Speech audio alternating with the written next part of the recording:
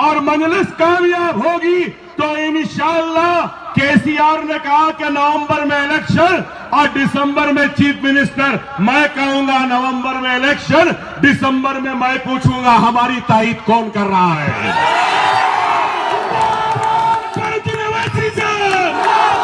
हम भी पूछेंगे, कुमारस्वामी बन सकता है तो हम नहीं बन सकते,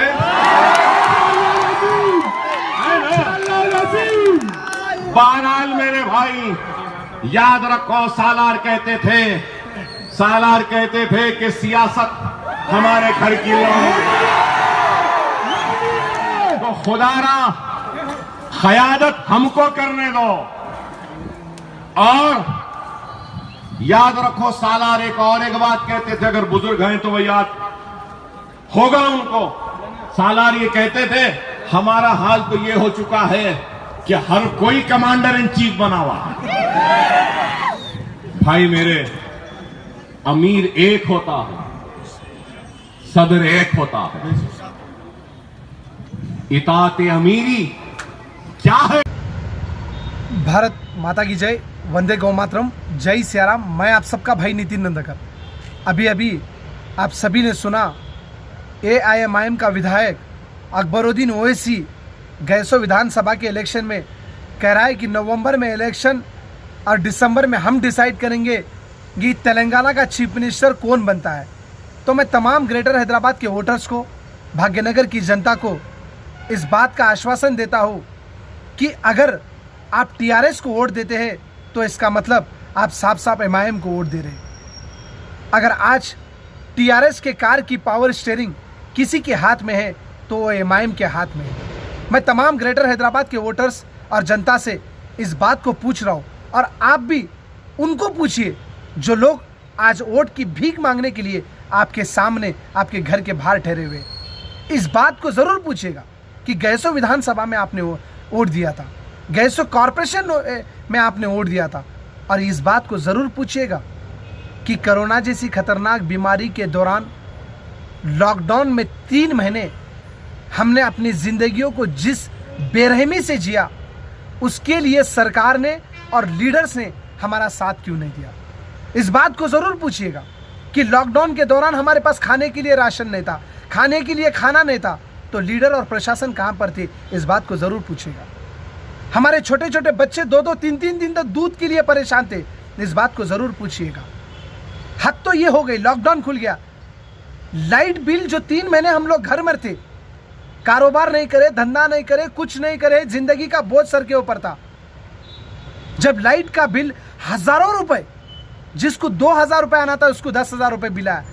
लाइट का बिल बजाय माफ करने के गवर्नमेंट क्यों उतना बिल भरने पे मजबूर किया गया, इस बात को जरूर पूछिएगा।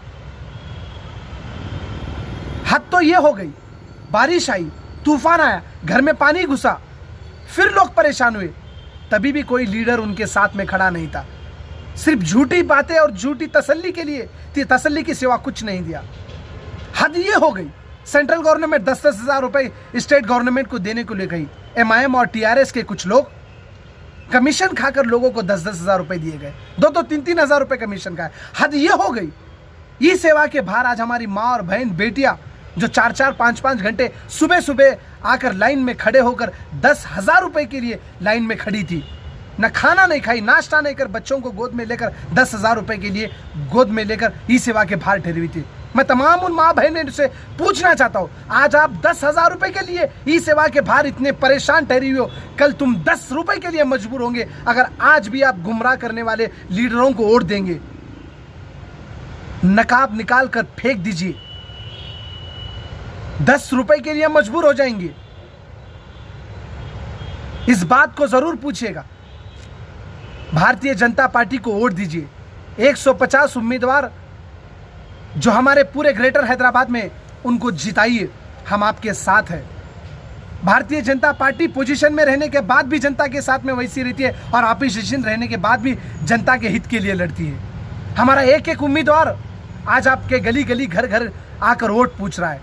इस बात को ध्यान में रखिए। हमने लॉकडाउन में भी आपका हमने सहायता दी, हमने कोरोना जैसी खतरनाक बीमारी के दौरान भी आपके लिए आवाज़ उठाई, हॉस्पिटल्स के लिए आवाज़ उठाई, हमने करंट बिल के लिए आवाज़ उठाया, हम तमाम उन चीज़ों के लिए आवाज़ उठाए। उन तमाम 150 उम्मीदवार को आपको वोट देकर भारतीय जनता पार्टी को जिताने की जिम्मेदारी ग्रेटर हैदराबाद के वोटर्स की है। हम वादा करते हैं हम आपके साथ में दिन रात में रहेंगे।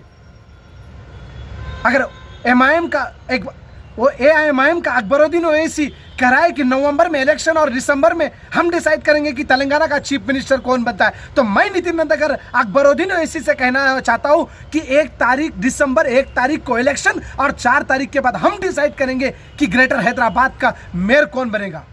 एमआईएम का मेयर बन सकता, टीआरएस का मेयर बन सकता, क्या बीजेपी का नहीं बन सकता?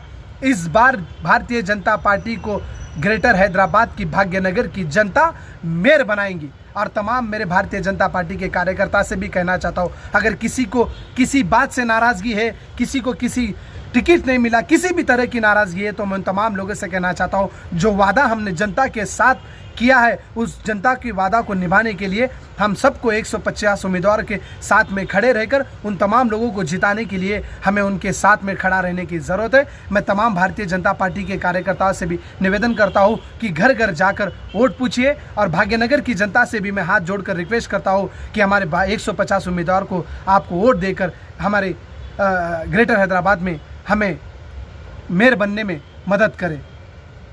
भारत माता की जय, वंदे गौ मातरम, जय सियाराम, जय